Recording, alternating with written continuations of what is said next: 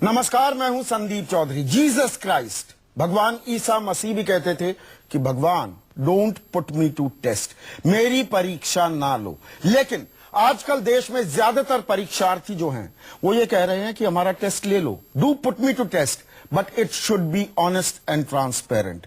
कि परीक्षा का ढंग कम से कम ईमानदार होना चाहिए, निष्पक्ष होना चाहिए, उसमें गड़बड़ झाला ना हो। यह बात मैं क्यों कह रहा हूं? कल रविवार के दिन यूपीपीसीएस का प्रिलिमिनरी एग्जाम होता है।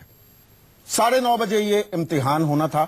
8 बजे व्हाट्सएप पर, फोन पर उसके एक पेपर का पूरा पर्चा आ जाता है।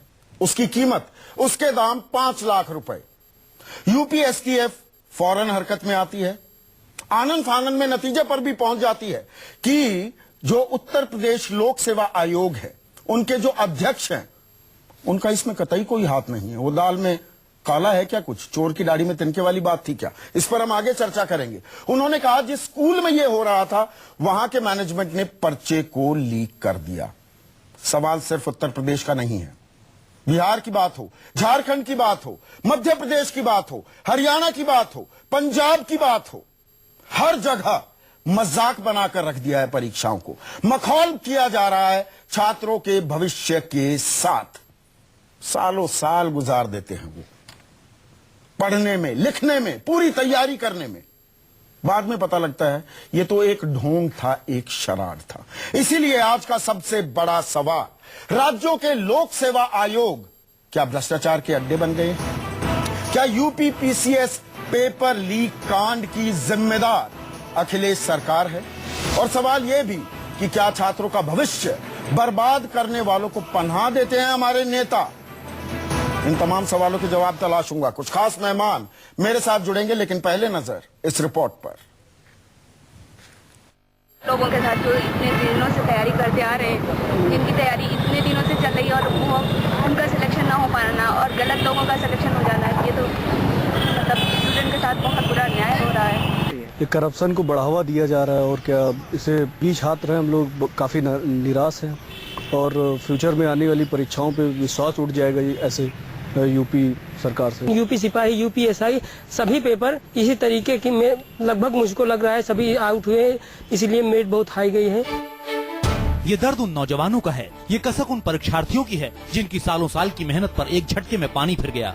सपनों पर बिजली गिर गई, उम्मीदों के मोती पल भर में बिखर गए। रविवार के दिन यूपीपीसीएस प्री की पहली पाली की परीक्षा देकर जब ये निकले तब पता चला कि प्रारंभिक परीक्षा का पेपर लीक हो गया है, जो सोशल साइट्स के व्हाट्सएप पर 5 लाख रुपए में धड़ल्ले से बिक रहा है। खबर आते ही इलाहाबाद, लखनऊ से लेकर गाजियाबाद तक हड़कंप मच गया। परीक्षा खत्म होने के बाद इलाहाबाद में छात्रों ने जमकर गुस्सा निकाला। हालांकि हंगामे के बाद सीएम अखिलेश यादव ने एसटीएफ की रिपोर्ट के आधार पर परीक्षा कैंसिल करने के आदेश दे दिए। लेकिन सवाल ये है कि आखिर छात्रों के भविष्य के साथ खिलवाड़ करने का जिम्मेदार कौन है? जो पेपर आउट हुआ है, लोक सेवा आयोग की यदि प्रक्रिया का अध्ययन किया जाए तो चेयरमैन, एग्जामिनेशन कंट्रोलर और सेक्रेटरी 3 का रोल होता है। मेरी ये मांग है कि इन तीनों को तत्काल प्रभाव से बर्खास्त करना चाहिए। जो कल यूपीएससी की और जिस पर पेपर लीक हुआ, आज इतिहास में कभी नहीं लीक हुआ। कारण तो साफ है, जो चेयरमैन है उनके खिलाफ कितने आरोप लगे, आज तक उनको नहीं हटाया गया। वो बने हुए हैं, वो किसी न किसी कारण से बने होंगे, उनको हटाया जाना चाहिए था। अब सवाल इस बात का भी है कि क्या राज्यों के लोक सेवा आयोग भ्रष्टाचार के अड्डे बन गए हैं? क्या यूपीपीसीएस पेपर लीक कांड की जिम्मेदारी अखिलेश सरकार पर नहीं है? सिर्फ यूपी ही नहीं, देश के कई राज्यों के आयोगों और सरकारों पर सरकारी नौकरी में धांधली के आरोप लगे हैं। 1999 में हरियाणा में जेबीटी शिक्षक भर्ती घोटाला हुआ। 2004 में एग्जीक्यूटिव भर्ती में धांधली का आरोप। 2005 में बीपीएससी परीक्षा में धांधली पर आयोग के अध्यक्ष गिरफ्तार हुए। 2008 में पीपीएससी में 312 मेडिकल अफसरों की भर्ती में भ्रष्टाचार पाया गया। 2008 में व्यापम भर्ती घोटाले में 1000 से ज्यादा नौकरियों में फर्जी लोग भर्ती किए गए। 2012 में साल 2000 के बाद की करीब 16 परीक्षाओं के जांच के आदेश सीबीआई को दिए गए। 2014 में आरपीएससी की 2013 प्रारंभिक परीक्षा का पेपर लीक हुआ। 2015 में यूपीपीसीएस की परीक्षा के पेपर लीक हुए। सवाल सिर्फ यूपी का ही नहीं है, देश के ज्यादातर राज्यों के लोक सेवा आयोग हो या फिर राज्य सरकार का अमला हो या फिर राजनेता, लाखों छात्रों के भविष्य के साथ खिलवाड़ करने में कोई भी पीछे नहीं है। मेरी जानकारी में कई नियुक्तियां आ रही हैं। मुख्यमंत्री की भांजी डिप्टी कलेक्टर बन गई गलत तरीके से। पीएससी चेयरमैन ने अपने लड़के को जज बनवा लिया गलत तरीके से, और भी जो लोग बन रहे हैं, इस तरह की चीजें बहुत आ रही हैं। सत्ता की हनक कुछ ऐसी ही होती है जिसकी वजह से सियासतदानों को सब कुछ हरा भरा दिखाई देता है, गलत सही का भेद नहीं रहता। तो क्या इसीलिए छात्रों का भविष्य बर्बाद करने वाले गुनाह करने के बाद भी चैन की बंसी बजाते हैं? क्या छात्रों का भविष्य बर्बाद करने वालों को पनाह देते हैं नेता? उत्तर प्रदेश लोक सेवा आयोग में पर्चा आउट होने का ये कोई पहला मामला नहीं है। इसके पहले भी सीपीएमटी, टीईटी और रेलवे जैसी गंभीर परीक्षाओं के पर्चे आउट हो चुके हैं, लेकिन बावजूद इसके सरकार की तरफ से कोई कठोर कार्रवाई भी नहीं की गई है। लेकिन सवाल इस बात का है कि पीसीएस जैसे गंभीर परीक्षा का पर्चा आउट होने के बाद सरकार चेयरमैन अनिल यादव पर कोई कार्रवाई क्यों नहीं कर रही है? क्या सरकार अनिल यादव को बचाना चाहती है? कुछ ऐसे ही गंभीर सवाल अखिलेश यादव सरकार को सवालों के घेरे में लाकर खड़ा कर रहे हैं। कैमरा पर्सन धर्मेंद्र ठाकुर के साथ अशोक तिवारी, लखनऊ, न्यूज 24। और बात करने के लिए मेरे साथ समाजवादी पार्टी, जो सत्ताधारी पार्टी है उत्तर प्रदेश में, उनके वरिष्ठ नेता बुक्कल नवाब हैं, बीजेपी के राष्ट्रीय प्रवक्ता डॉक्टर संबित पात्रा हैं, और साथ ही साथ एक भुक्तभोगी रंजीत रणराज मेरे साथ स्टूडियो में मौजूद हैं। रंजीत, कितने सालों से यह परीक्षा दे रहे हैं? लगभग 10 साल हो गए सर। 10 साल हो गए। आपके नाम में रण शब्द भी है। इस परीक्षा के रण में कब तक टिके रहेंगे, या सारी उम्मीदें टूट गई हैं अब जो ये सामने आ रहा है? नहीं, उम्मीदें कैसे टूट जाएगी? उम्मीदें टूटने का तो सवाल ही पैदा नहीं होता, लेकिन हाँ, अपनी मेहनत से विश्वास उठता जा रहा है। मेहनत से विश्वास उठता जा रहा है कि व्यवस्था से विश्वास? व्यवस्था।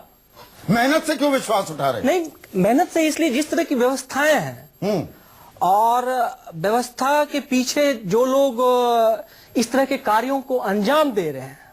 कौन लोग?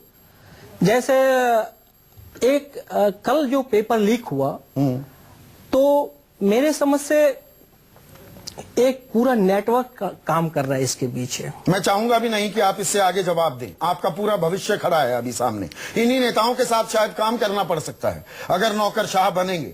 आप खुलकर नहीं बोल सकते हैं। बुक्कल नवाब, क्या आप ईमानदारी से जवाब देंगे? इस व्यवस्था पर से रंजीत रणराज जैसे जो देश के भविष्य हैं, उनका विश्वास उठता जा रहा है। और क्यों ना उठे विश्वास, अगर मैं ये सवाल आपसे पूछूं? देखिए, ऐसा है, इल्जाम लगाना तो बहुत ही आसान है, लेकिन ये देखिए कि उसके अंदर सच्चाई क्या है। अच्छा, और इस वक्त जो है पूरा भारतवर्ष इस आपके चैनल को देख रहा है। आपका खुद इस बात को कहना है कि 8:30 बजे जो है ये पेपर लीक होता है, 8:30 बजे पेपर लीक होगा, और लीक होने के बाद फिर 9:30 बजे परीक्षा है। 9:30 बजे परीक्षा के अंदर जो है आधे घंटे पहले जो है हमारे छात्रों को जो है वहां पहुंच जाना चाहिए, अपने कॉलेज के अंदर पहुंच जाना चाहिए, और ये हमें आधे घंटे का सिर्फ समय मिल रहा है। 8:30 बजे लीक होता है और 9 बजे आधे घंटे का टाइम हमको मिल रहा है। अब आधे घंटे के अंदर अगर लाउड स्पीकर से चिल्ला कर भी अगर आप अनाउंस भी करिए कि यहाँ का पेपर जो है लीक हो गया है और ये जो है 5 लाख रुपए में मिल रहा है, तो कितने छात्र जो है वो अपने घर जाके 5 लाख रुपया, तो ऐसी बात हो रही है जैसे 5 रुपए, 5 लाख रुपया लाना और 5 लाख रुपया बैठ के गिनना, और ये समझिए कि उसमें 1 घंटा तो आप बुक्कल नवाब में लग जाएगा। 5 आप जैसे इतने चिके दे रहे थे क्या 5-5 लाख की? बुक्कल नवाब साहब, ऐसी क्या मजबूरी है, ऐसी क्या मजबूरी है कि आप जैसा तजुर्बेकार आदमी, बुक्कल नवाब साहब, आप जैसा तजुर्बेकार आदमी ऐसी तर्कहीन, ऐसी संवेदनहीन बातें कर रहा है।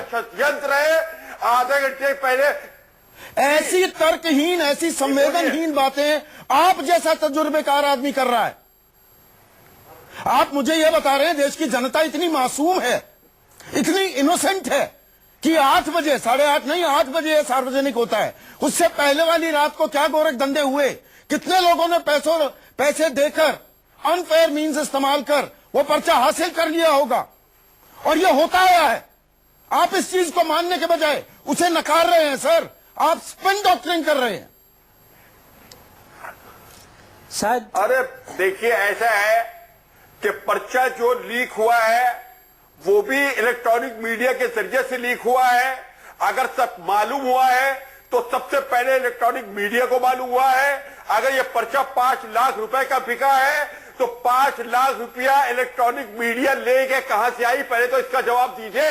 सरकार की कोई जिम्मेदारी नहीं। कैसे खरीद लिया बुक्कल नवाब, सरकार की कोई जिम्मेदारी नहीं। 5 लाख रुपए का आपने पर्चा खरीदा सरकार की कोई जिम्मेदारी नहीं है।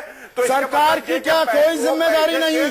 वो पर्चा न दिया गया, न खरीदा गया, न बेचा गया। नवाब, क्या सरकार की कोई जिम्मेदारी नहीं। हमारे ऊपर लगता चले जा रहा है, जबकि हमने 3 लोगों को हमने गिरफ्तार करके सलाखों बड़ा एहसान किया आपने देश पर, बड़ा एहसान किया आपने देश पर भेज दिया है।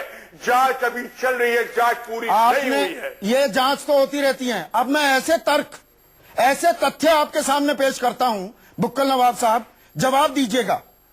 2011 में इसी तरह से यूपी पीसीएस का एक इम्तिहान होता है। मुख्य परीक्षा के नतीजे आते हैं जुलाई 2013 में। सुन लीजिएगा ये आंकड़े, और पूरे पढ़ूंगा मैं, तभी आपको समझ में आएगा, वरना ये स्पिन डॉक्ट्रिन कभी बंद नहीं होगी इस देश में। ये जांच का भरोसा ये कभी दिया जाना बंद नहीं होगा। उस परीक्षा में, अब सुनिए बुक्कल नवाब जी, अन्य पिछड़ा वर्ग में जो 86 छात्र चयनित हुए, उसमें से 50 छात्र यादव जाति के, 4 ऐसे जो अन्य ओबीसी कैटेगरी में थे, जिनको जनरल कैटेगरी में अपग्रेड कर दिया गया। कुल मिलाकर हो जाते हैं 54 छात्र। आपको भी पता है, दर्शकों को भी बता दूं, जो इंटरव्यू होता है प्री और मेंस के बाद, उसमें अगर आपको 80 से कम नंबर दिए जाएं या 140 से ज्यादा नंबर दिए जाएं, तो जो बोर्ड का चेयरमैन होता है उसके स्पेशल कमेंट्स की जरूरत होती है। अब सुनिए, गौर से सुनिएगा सर, इस परीक्षा में 2011 की इंटरव्यू में सुनिए, यादव छात्रों को औसतन 138 नंबर मिले। 138, 140 के बाद चेयरमैन को स्पेशल कमेंट्स देने पड़ते हैं। नाम गिनवाऊं, नाम भी गिनवाऊं। राजेश कुमार यादव 140, राहुल यादव 140, सुखबीर सिंह 132, सुरेंद्र प्रसाद यादव 136, अमिताभ यादव 140, अरविंद कुमार यादव 140, सिद्धार्थ यादव 138, धनवीर यादव 137, सोमलता यादव 138, ब्रजेश यादव 138, रविंद्र प्रताप यादव 137, रामाशोक लाल बहादुर यादव 139, सत्येंद्र सिंह 139, राम कुमार यादव 140। बहुत लंबी लिस्ट है सर। अगली बात बता देता हूं, सामान्य वर्ग के छात्रों को 115 नंबर मिले। औसतन सामान्य वर्ग के छात्रों को 115 नंबर। गैर यादव ओबीसी छात्रों को 110 नंबर मिले। आप कह रहे हैं यह व्यवस्था पारदर्शी है, जी, नेताओं की कोई शय नहीं मिलती, आप मुझे यह बता रहे हैं।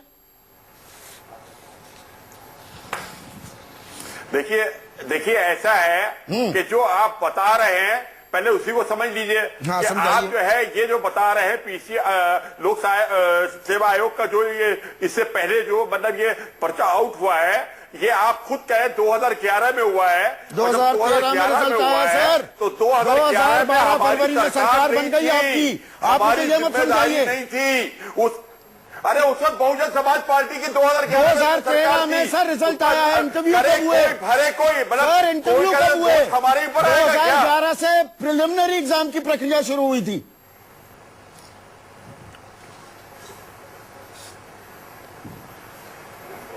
अच्छी बात है। 2011 में अगर पर्चा आउट हुआ या कुछ हुआ तो उसका भी इल्जाम हमारे ऊपर है। मैं अभी इंटरव्यू की बात कर रहा हूं। अब आप लाजवाब हो रहे हैं। केंद्र सरकार अब आप लाजवाब हो रहे हैं। मान लीजिए बुक्कल नवाब साहब, देश का भरोसा, देश के भविष्य का भरोसा हमारी व्यवस्था से उठ रहा है। उनको कोई भरोसा दीजिए, स्पिन डॉक्टरिंग मत कीजिए।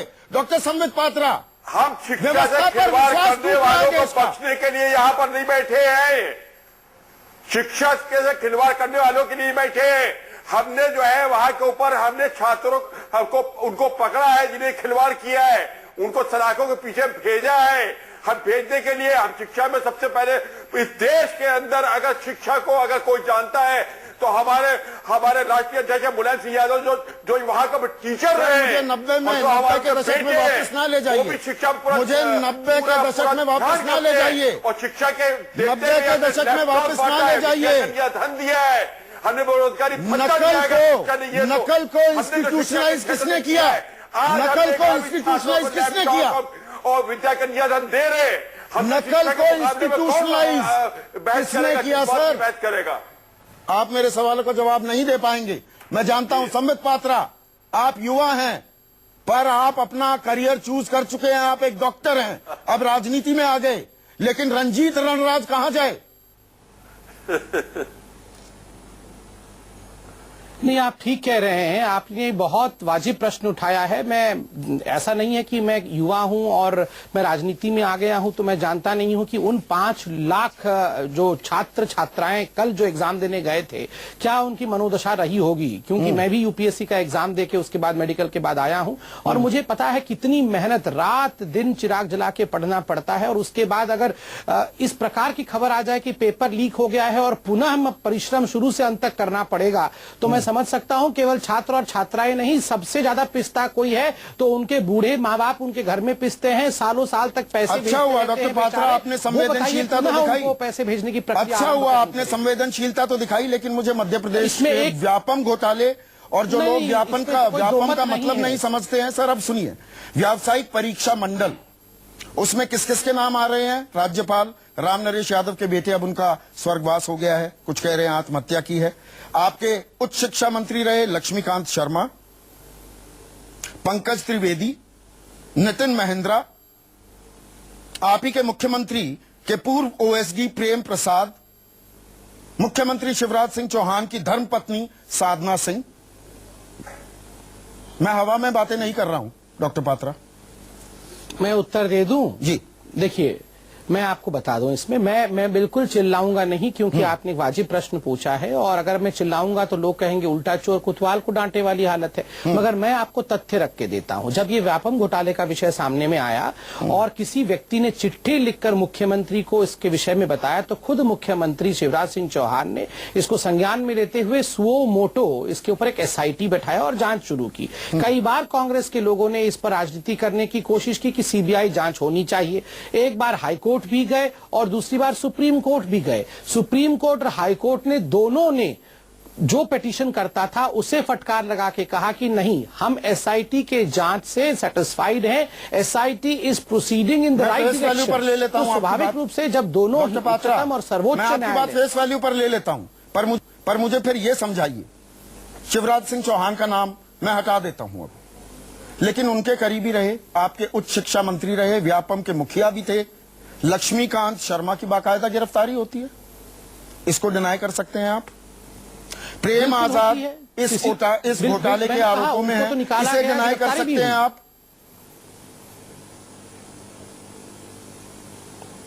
मैंने कहा ना, जिसने गलती की, चाहे वो हमारे सरकार में मंत्री थे, उनको भी छोड़ा नहीं गया है। मैंने ये भी कहा कि सुओ मोटो नोटिस लेके एक चिट्ठी के आधार पर, मात्र एक चिट्ठी के आधार पर मुख्यमंत्री ने खुद काम किया और आप उसका नतीजा देखिए कि उच्च शिक्षा मंत्री जो है उनकी गिरफ्तारी भी होती है, उनको निलंबित किया जाता है। तभी तो दाल में कुछ काला लगता है ना? किसी को बख्शा नहीं जाएगा, इसी उद्देश्य को ध्यान में रखते हुए। तभी तो दाल में काला लगता है। एक और सवाल मैं आपसे पूछूंगा, किसने किया? एक छोटा सा ब्रेक लेना है डॉक्टर पात्रा, डॉक्टर पात्रा एक ब्रेक लेना है, मैं सवाल पूछूंगा, मैं आपसे भी सवाल पूछूंगा सर। रमन सिंह, डॉक्टर रमन सिंह आपके मुख्यमंत्री हैं छत्तीसगढ़ के, आज एक प्रमुख नेशनल डेली की खबर है कि उनके साले, मुख्यमंत्री के साले संजय सिंह क्लास 3 एम्प्लॉई थे, उनको फास्ट ट्रैक किया जाता है, क्लास 3 से क्लास 1 सीधा डिप्टी जनरल मैनेजर, फिर जनरल मैनेजर, फिर जॉइंट कमिश्नर ट्रांसपोर्ट।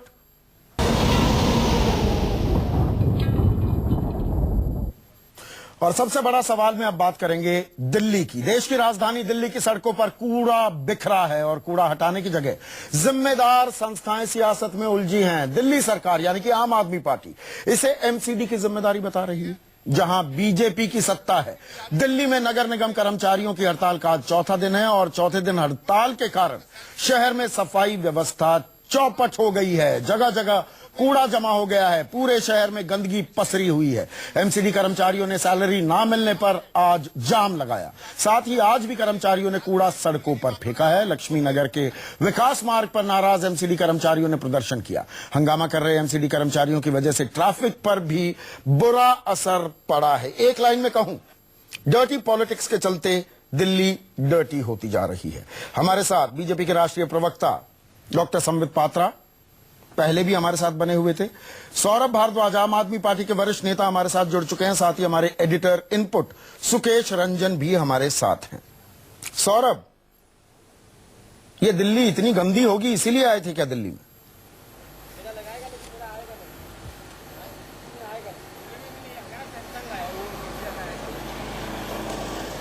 सौरभ, आपको मेरी आवाज आ रही है? डॉक्टर पात्रा, थोड़ा पलटकर मुझे पूछना पड़ेगा, क्योंकि प्राथमिक जिम्मेदारी, मुझे कहने में कतई कोई गुरेज नहीं है, आम आदमी पार्टी की सरकार की है, लेकिन एमसीडी पर काबिज आप हैं। ये आपकी आपसी लड़ाई हो रही है क्या? या आप परेशान कर रहे हैं कि देखो देखो दिल्ली में आपको कैसी सरकार मिली? क्या गेम प्लान ये है बीजेपी का? बिल्कुल नहीं। क्या आपको लगता है कि इस प्रकार से राजनीतिक बेनिफिट लेने के लिए हम ऐसा काम कर सकते हैं? और आप देखिए, जो सफाई कर्मचारी बंधु हमारे हैं, चाहे वो एमसीडी में हो चाहे वो दिल्ली सरकार में हो, अगर किसी को भी आप 3-3, 4-4 महीने तक तनख्वाह नहीं मिल पाती है फाइनेंशियल क्रंच के कारण, तो स्वाभाविक है उनके अंदर एक चिंता का विषय आएगा और वो स्ट्राइक भी करेंगे, जो कि अब हम देख रहे हैं। अब देखिए, पूरे जो पैसे का ये डिमांड रहता है एमसीडी का, उसको फुलफिल अपना स्टेट गवर्नमेंट ही करती है, और ये प्रोसेस इतने वर्षों से चला आ रहा था। ऐसे में जब आज अचानक अपने यूजुअल प्रोसेस में डिमांड लेके एमसीडी राज्य सरकार के पास जाती है, तो जिस पॉलिटिकल एटीट्यूड के साथ अरविंद केजरीवाल जी अपना मुंह फेर लेते हैं कि नहीं, मेरे पास पैसे नहीं है, आप सेंटर के पास चले जाओ। क्या आज तक आपने कभी दिल्ली के इतिहास में ऐसा सुना था? इतने वर्षों तक कई सरकारों की राज रही, मगर आज तक ऐसा कभी नहीं हुआ था। पहली बार ऐसा हुआ है, और 3 महीने से सैलरी ना मिलने के कारण आज हम ये योग देख रहे हैं। अगर पैसा ना हो तो करे क्या? कोई जादुई छड़ी थोड़ा है दिल्ली सरकार के पास। वो केंद्र सरकार से ही कहेगी ना कि भैया पैसा दे दो। देखिए, 37,000 करोड़ रुपीस का दिल्ली सरकार का बजट रहता है। ये कोई आज का विषय नहीं है, ये अनेकों वर्षों से यही अलॉटमेंट दिल्ली सरकार को हो रही है। तो स्वाभाविक है इसी अलॉटमेंट के अंदर उसे एमसीडी में भी बांटना है, उसे अपने भी जो व्यवस्थित स्ट्रक्चर्ड डिपार्टमेंट्स हैं उन डिपार्टमेंट्स में भी बांटना है। अब वो किस प्रकार से सरकार अपने पैसों का व्यय करती है, किस प्रकार से वो विभाजित करती है, ये तो दिल्ली सरकार का काम है। जब इतने वर्षों से उसी रकम में काम चल रहा था, तो आज अचानक इतने में नहीं चलेगा और ज्यादा दे दो, इस प्रकार का कह के लोगों को वेतन देना, ये कहां की राजनीति है? तो मतलब आप बिल्कुल कतई भड़का नहीं रहे हैं एमसीडी कर्मचारियों को कि सड़कों पर आ जाओ, केजरीवाल की पोल खोल दो? बिल्कुल भड़का नहीं रहे हैं हम। तो उल्टा चाहते हैं कि वो शांत हो और ऐसे ना करे। कोई भी नहीं चाहता है कि देश का राजधानी गंदा हो, कोई भी ना चाहता है कि सड़क पे कूड़े बिखरे मिले जिससे कि रोग फैले। मगर जिस प्रकार से ये हम भी नहीं फैला रहे, कोई बीजेपी फैला रही हो ऐसा तो नहीं है। ये एक सेक्शन ऑफ वर्कर्स है जिनको अनेकों महीनों तक तनख्वाह न मिलने के कारण उन्होंने इस प्रकार का रोष प्रकट किया है। मुझे लगता है ये तूतू मैमे की लड़ाई बंद होनी चाहिए, और आम आदमी पार्टी की जो सरकार है उसे अपनी ईगो को छोड़कर, देखिए खुद अरविंद केजरीवाल जी ने कहा है ईगो नहीं होना चाहिए, ईगो को त्याग कर इस विषय को ध्यान देना। मैं मुस्कुरा जरूर रहा हूं, लेकिन ये मुद्दा, ये मसला बहुत गंभीर है, और ये डर्टी पॉलिटिक्स देख रहे हैं क्या हम सुकेश? नहीं, आम आदमी पार्टी ने आम आदमी पार्टी की सरकार को जिता दिया।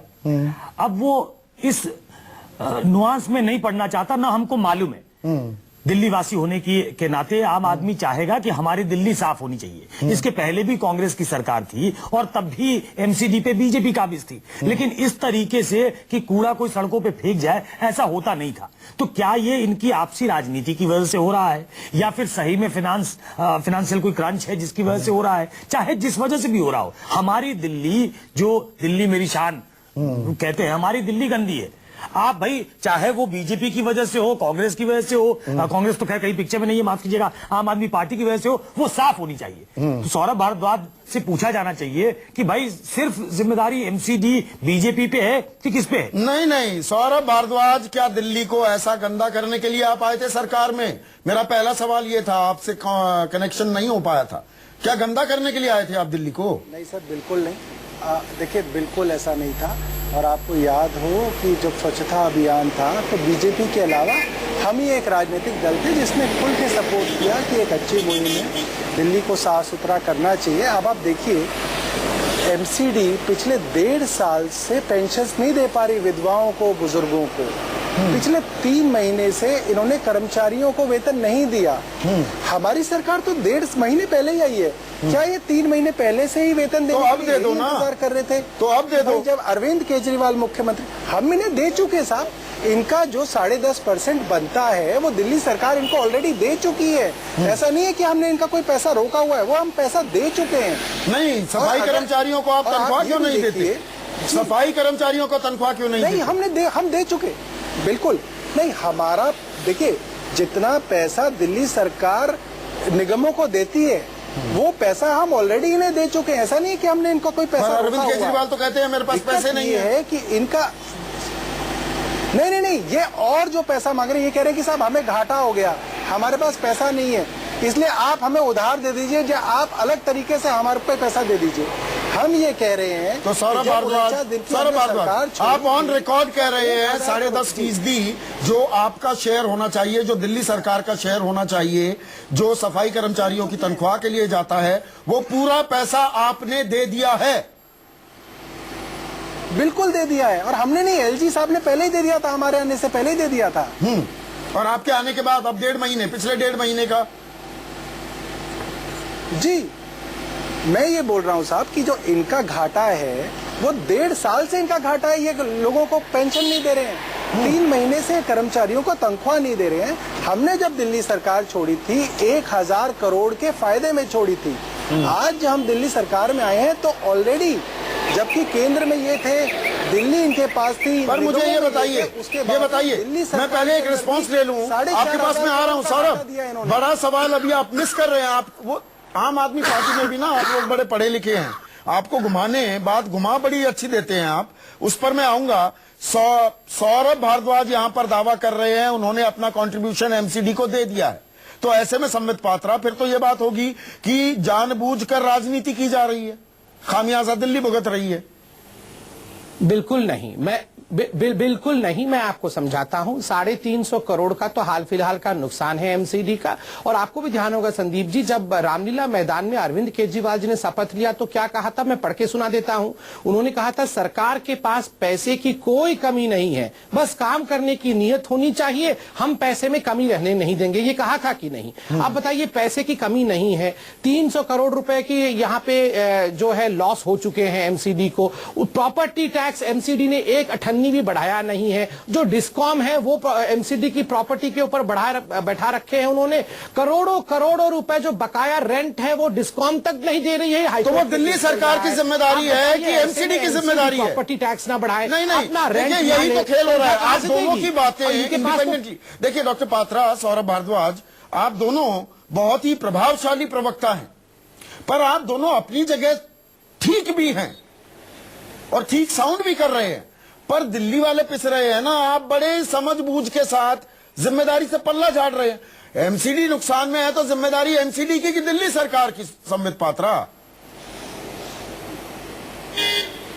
नहीं, नुकसान में क्यों आई है? अगर डिस्कॉम जो कि दिल्ली सरकार के पास है, आप प्राइम प्रॉपर्टी पे ऑफिसेस बना के, प्राइम प्रॉपर्टी पे ट्रांसफार्मर लगा के बैठे हैं, 350 करोड़ आपके रेंटल बन रहे हैं, हाईकोर्ट फटकार लगा रही है, आप अपना रेंटल नहीं देंगे तो जिम्मेदार कौन है? दिल्ली सरकार जिम्मेदार है या एमसीडी जिम्मेदार है? स्वाभाविक रूप से आपको ध्यान होगा, खुद हाईकोर्ट ने फटकार लगाया था, उन्होंने कहा था आप रेंटल दीजिए वरना बिजली काट ली जाएगी। चलिए शुक्र है कि बिजली नहीं कटी, क्योंकि सबने मिलकर इसको किसी तरह से सुलझाया है। मगर अपने काम को अगर हम पूरा कर ले तो मुझे लगता है दिल्ली को ये दिन देखने नहीं पड़ेंगे, और ऐसी परिस्थिति में राजनीति तो कतई नहीं होनी चाहिए। पर 14 फरवरी 2014 से लेकर 14 फरवरी 2015 तक तो वहां पर गवर्नर्स रूल था, लेफ्टिनेंट गवर्नर्स रूल था, और मई में आपकी सरकार बन गई थी, इफेक्टिवली केंद्र सरकार के अंडर था दिल्ली। वही तो वो नुकसान में क्यों हुआ? ये मेरे गले नहीं उतर रहा है संबित पात्रा। नहीं तो क्यों? क्यूमुलेटिव लॉस कोई एक दिन में तो लॉस नहीं होता है। आपको ध्यान होगा एमसीडी कार्यकर्ताओं को लेकर 2 साल पहले भी ऐसी स्थिति उत्पन्न हुई थी। उस समय कांग्रेस की सरकार थी, उन्होंने कुछ एक्स्ट्रा रकम लोन के एवज में एमसीडी को दिया था। जैसे ठीक राज्य सरकारें प्लानिंग कमीशन के पास जाके लोन लेती है, ठीक उसी प्रकार एमसीडी भी जाके दिल्ली सरकार से लोन ले सकती है। चलिए फेयर इनफ। अब सौरभ भारद्वाज, देखिए आप दोनों ऐसे मुखर प्रवक्ता हैं, आप मुझे कंफ्यूज कर रहे हैं और दिल्ली वासियों को भी। सौरभ भारद्वाज, अब मुझे ये समझाइए, मैं आप ही की बात को फेस वैल्यू पर ले रहा हूं, दोनों की बातों को मैं चैलेंज नहीं कर रहा हूं, पर मुझे ये समझाइए एक आम दिल्ली वासी को, सौरभ भारद्वाज, अरे भैया ये गुगली डालने के लिए हमसे वोट मांगे थे क्या? दिल्ली को चलाने की प्राथमिक जिम्मेदारी किसकी? अब यहाँ आकर कि एमसीडी का काम एमसीडी चलाए, वो बीजेपी जाने, हम क्या जाने, हमने तो इतना पैसा दे दिया, दिल्ली को बेहतर करने की जिम्मेदारी आपकी है। मुझे इतना समझ आता है, मैं एक आम दिल्ली वासी ये बात मानता हूँ। हाँ जी, मैं बिल्कुल ये बात मानता हूँ कि दिल्ली वासी को ये जो परेशानी हो रही है, इसकी जिम्मेदारी दिल्ली सरकार की भी होनी चाहिए नहीं है, प्राथमिक जिम्मेदारी आपकी। प्रोफेशनल ऑर्गेनाइजेशन, हाँ बिल्कुल एक प्रोफेशनल ऑर्गेनाइजेशन एमसीडी है, एक प्रोफेशनल ऑर्गेनाइजेशन दिल्ली सरकार है और केंद्र सरकार है। इन सबको अपने अपने हक का जो इनका कर्तव्य है वो इन्हें पूरा करना चाहिए। अगर 4,500 करोड़ रुपए का घाटा ये हमें देके गए, तो हमने ये तो नहीं कहा कि साहब हम दिल्ली एयरपोर्ट बंद कर देंगे, बाकी स्टेट्स को दुखी कर देंगे, केंद्र सरकार हमें पैसा दे। केंद्र सरकार के पास लाखों करोड़ रुपए एक्साइज से आया है, केंद्र सरकार के पास 2 लाख करोड़ रुपए कोयले की नीलामी से आया है, केंद्र सरकार के पास लाखों करोड़ रुपए स्पेक्ट्रम से आएगा, तो केंद्र सरकार के पास बहुत पैसा है, साहब हमें पैसा नहीं दोगे तो हम एयरपोर्ट बंद कर देंगे। ऐसा तो नहीं किया, धमकी दे रहे हैं। ये जो काम कर रहे हैं वो ये कर रहे हैं, ये ब्लैकमेलिंग कर रहे हैं, ये आप भी तो वही कर रहे हैं। सफाई कर्मचारियों की तनख्वाह रोक के उनका कूड़ा डलवा रहे हैं सड़कों पे, ताकि सिर्फ और सिर्फ ब्लैकमेलिंग की जा सके, एक तरीके से परेशान किया जा सके, सिर्फ इसलिए कि दिल्ली वालों ने ये विशुद्ध राजनीति हो रही है और दोनों तरफ से पॉइंट्स ऐसे कि आम आदमी तो वो पकड़ता ही रह जाए कि असलियत क्या है। मैं यही कह रहा था कि आम दिल्ली वासी उसको ये निटी-ग्रिटी नहीं मालूम कि ये किसकी जिम्मेदारी बनती है, किसकी नहीं बनती है। उसने अरविंद नहीं, फिर तो आम आदमी पार्टी वही खेल कर रहा है ना। शीला दीक्षित वाली बात याद आ जाती है आप जब कि भाई औरतें अगर महफूज नहीं है, कि लॉ एंड ऑर्डर कहने को स्टेट सब्जेक्ट है, लेकिन गृह मंत्रालय के माथे है, दिल्ली पुलिस काम करती है। अरे आप जानते बूझते सरकार में आए ना, आप जानते हैं दिल्ली पूर्ण राज्य नहीं है, एक कौसाई स्टेट है, एक सिटी स्टेट है। बिल्कुल आप ठीक कह रहे हैं कि अरविंद केजरीवाल को ये सब बातें मालूम थी। ये बातें सौरभ भारद्वाज को मालूम है। उनको ये भी मालूम था, उन्होंने शंका भी जताई थी, उन्होंने शक भी जताया था कि कंट्रोवर्सी होगी, कन्फ्रंटेशन होगा।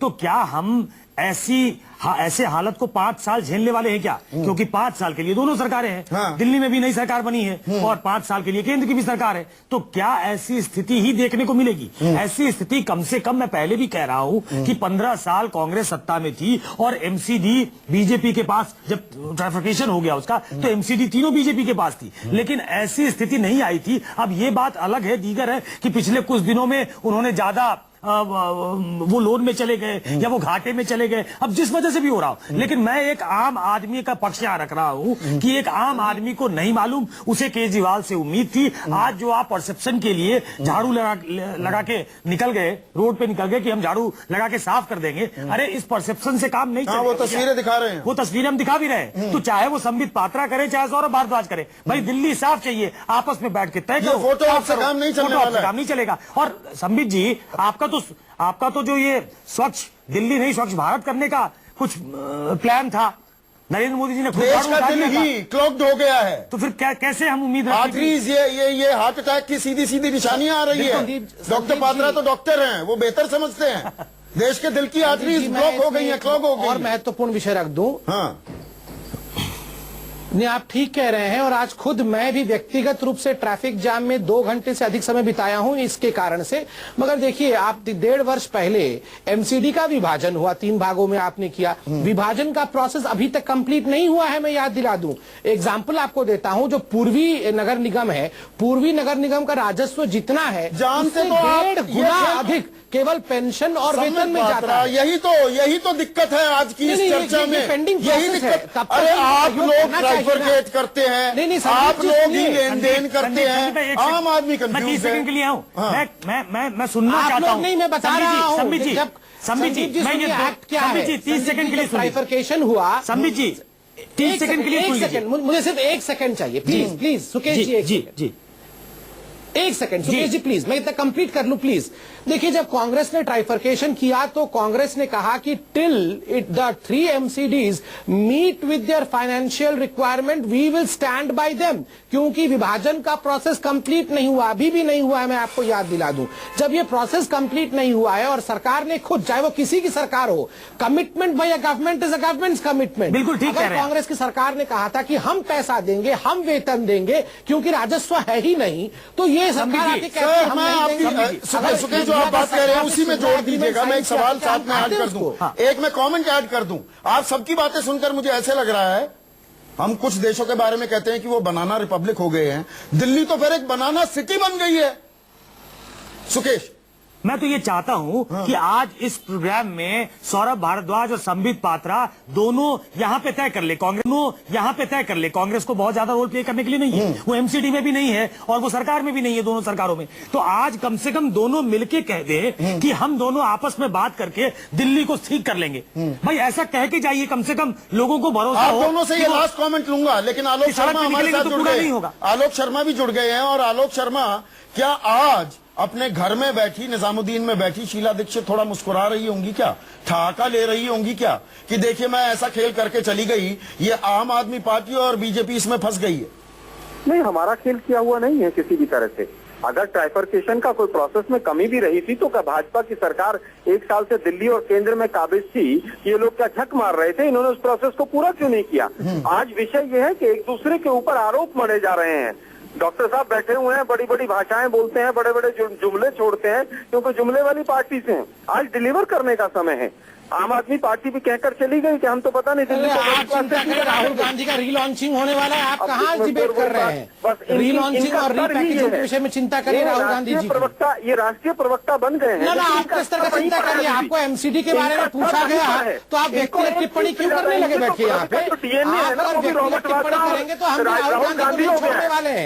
आपको एमसीडी के बारे में पूछा गया, आप सीधे सीधे एमसीडी के विषय में बोलते, आपकी कौन संबित, आलोक, दोनों आलोक, संबित, नहीं मुद्दे पर रहते हैं। देखिए, देश का दिल क्लॉग कर रहा है, आर्टरीज क्लॉग हो रही हैं, ये हार्ट अटैक आ सकता है। हमें विषय की गंभीरता को समझना चाहिए। जी संदीप जी, मैं केवल ये कहना चाहूंगा, भाजपा को तो और कुछ नजर नहीं आता है, केवल बिलो द बेल्ट हिट कर दो। आज डिलीवर करने का समय है। जब तक हमारी सरकार थी, केंद्र में भी और दिल्ली में भी, क्या कूड़ा इस तरह से फैला था? कॉर्पोरेशन तो बीजेपी की थी, हम फिर भी समन्वय के साथ चलते थे। आम आदमी पार्टी, हरियाणा से लड़ाई, हरियाणा के मुख्यमंत्री से लड़ाई, केंद्र से लड़ाई, दिल्ली में लड़ाई, आपस में लड़ाई। अरे भाई, आप डिलीवर करने का समय है और डिलीवर करने का समय है। अब मैं चाहूंगा मेरे पीसीआर डायरेक्टर अखलाक क्या करें कि एक 2 विंडो बना दें। सौरभ भारद्वाज और संबित पात्रा ही स्क्रीन पर रहें। अब ना सुकेश कुछ बोलेंगे ना मैं कुछ बोलूंगा। सौरभ भारद्वाज, संबित पात्रा, आप दोनों आपस में बात करके दिल्ली वासियों को क्या भरोसा दे सकते हैं? छोड़िए ये नूरा कुश्ती, छोड़िए ये एक दूसरे पर लानत भेजना। आप इसकी गंभीरता समझिए दोनों। सौरभ, आप सीधे मुखातिब हैं अब संबित से, और संबित सौरभ आपके सामने, आप बात कीजिए। मैं संबित भाई से, मेरे बड़े भाई हैं और मैं इनकी बहुत इज्जत भी करता हूं पर्सनली। मुझे लगता है कि ये बात आपस में बात करके सुलझ सकती है और दिल्ली सरकार भी चाहेगी कि एमसीडी की मदद की जाए। मगर जैसा कि शुरू में जैसे दिल्ली सरकार बनी थी, तो मुख्यमंत्री की और दिल्ली सरकार की एक कोशिश थी कि एमसीडी के तीनों जो निगम हैं वो एक रोड मैप लाएं, क्योंकि जनरल परसेप्शन ये है कि बहुत सारा रेवेन्यू है जो एमसीडी कमा सकती है, बट वो रेवेन्यू ना बन के काउंसलर्स की जेबें। क्या अरविंद केजरीवाल, सौरभ भारद्वाज, क्या अरविंद केजरीवाल प्रधानमंत्री मोदी नहीं, उन तक के लेवल की ये बात भी नहीं है? क्या अरविंद केजरीवाल देश के वित्त मंत्री, मैं बिल्कुल देश के वित्त मंत्री अरुण जेटली या देश के शहरी विकास मंत्री वेंकैया नायडू से सीधे राब्ता कायम करने को तैयार है? प्रायोरिटी बेसिस पर दिल्ली को सफाई की जरूरत है, के लिए तैयार है, बिल्कुल करने के लिए तैयार हैं और बिना किसी एरोगेंस के, बिल्कुल हाथ जोड़ के। संबित, क्या ये होना चाहिए? Last comment 15 second. करने के लिए तैयार है कि इनकी मदद की जाए। संबित, आप राष्ट्रीय प्रवक्ता हैं, क्या ये होना चाहिए? केजरीवाल जेटली की मीटिंग या केजरीवाल वेंकैया नायडू की मीटिंग? देखिए, देखिए, सौरभ जी का मैं बहुत सम्मान करता हूं, बहुत अच्छे व्यक्ति हैं और जो उन्होंने सुझाव दिए मुझे लगता है कि एक पॉजिटिव स्टेप है। और हम सबको चाहिए कि दिल्ली के लिए राजनीति को दरकिनार करके जिन लोगों की भी मीटिंग हो सके जिससे कि दिल्ली एक अच्छे डायरेक्शन में चले, जरूर उन लोगों की मीटिंग होनी चाहिए। बहुत बहुत शुक्रिया संबित पात्रा, सौरभ भारद्वाज, आलोक शर्मा, सुकेश रंजन। बातचीत होनी चाहिए, इसके लिए दोनों दल तैयार हो रहे हैं, लेकिन कार्यान्वित भी हो पाएगा क्या? क्या दिल्ली साफ होगी? इस पर हमारी निगाह रहेगी। आज सबसे बड़ा सवाल में बस इतना ही। नमस्कार।